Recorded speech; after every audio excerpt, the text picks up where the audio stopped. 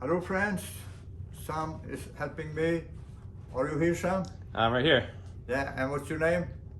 Sam Holmes. And what boat are you sailing? I'm sailing the Pickled Herring, my Cape Dory 28. And you just arrived to Sweden, right? I just got here, yeah. Okay.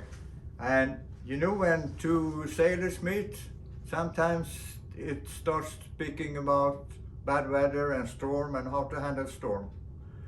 And maybe you ask me, Sam, would you like to ask me how I handle storms? How do you handle storms? I would like to know that. Well, my idea is there's two cases, you know.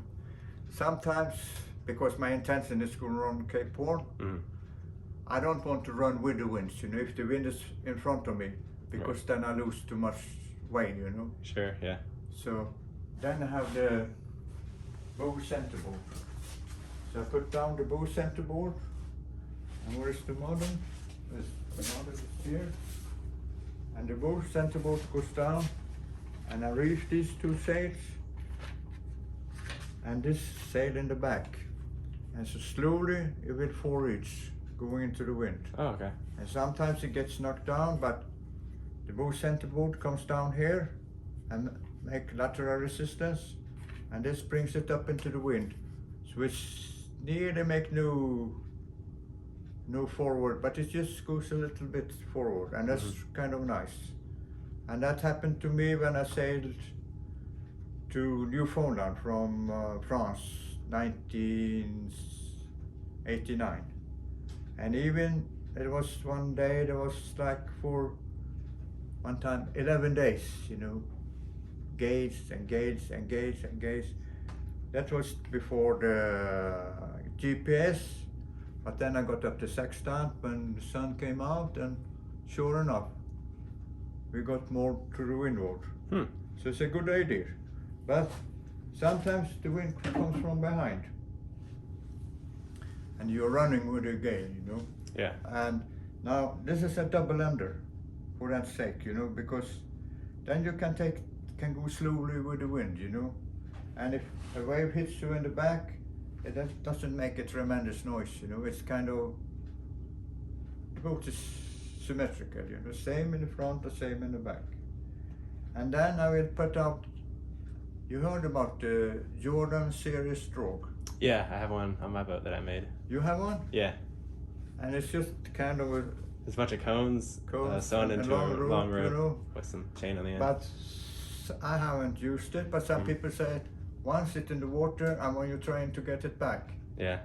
it's kind of difficult with the winds, you know, coming in, make the resistance. So just taking an ordinary rope, because this is a small boat. You don't need so much area. This is 200 meters, and it's 8 millimeter, and 200 meters times 8 millimeter, the area where the friction is 5 square meters. And I have a weight in the end of it, and it's like a chain. If it's hanging down, then it's 1.6 meters, and a bit more with the chain.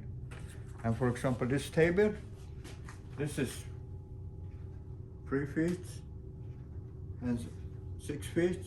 That is 0.9 times 1.8, and that's also the same area.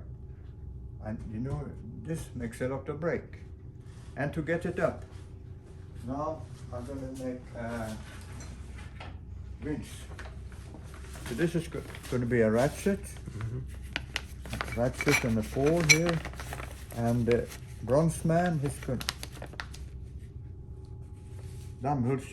he's going to make it in bronze, and on here I'm going to have a ratchet, and the pole is going to be on the boat, and then I just put it on like a frame, and this is 200 meters plus chain, and I can have it so it's in here in the back, and open the hatch, I lift it up, I put it here and lift it out, and here in the back is the, also from the bronze, the rope comes out here, and I cleat it here, and I can take it in, I can take it out, and have a few handles on it like that, and I can one more thing like this, maybe with 100-meter rope, and I can use it with anchors too.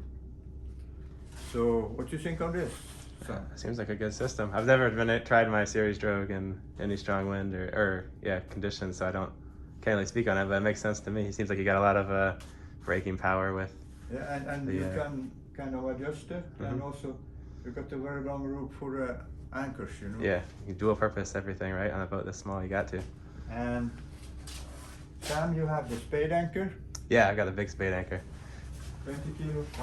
20, 25, something like that, yeah. But I was one of the first people to adopt the spade anchor. Let's see if I can find my first spade anchor. Here is even a... Look at that thing. Stainless steel.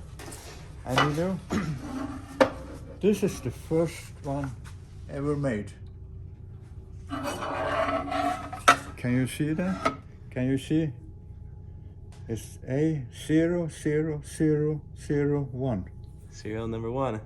Can you see that? Yeah, we can see it. So it's kind of a unique piece, you know? That's cool. So just for fun, just to show that as soon as it came up, I read about it in the French magazine Voilier. And I told these people in Sweden, try to get agency for that because it seems like a very good anchor. Yeah. And I did. I've liked mine. Like the big one I have in the front is a very good, very good anchor. Very good, you know. And you got 20 kilos, you know, and you got a spare of 10 kilos, you know. Yeah, I got the one in the back too. And I can take it apart too, and I put it in the bilge when I'm in the ocean. A good advantage with this one, you know. And this one I even adapted, you know, to putting 2 things in here, you know. Oh, you had an extra one, yeah. And I can tie it up, you know, they don't unscrew themselves, you know. Yeah. So, okay, so this is a little bit about handling storms and anchor and things like this. And thank you, Sam, for doing this. Okay.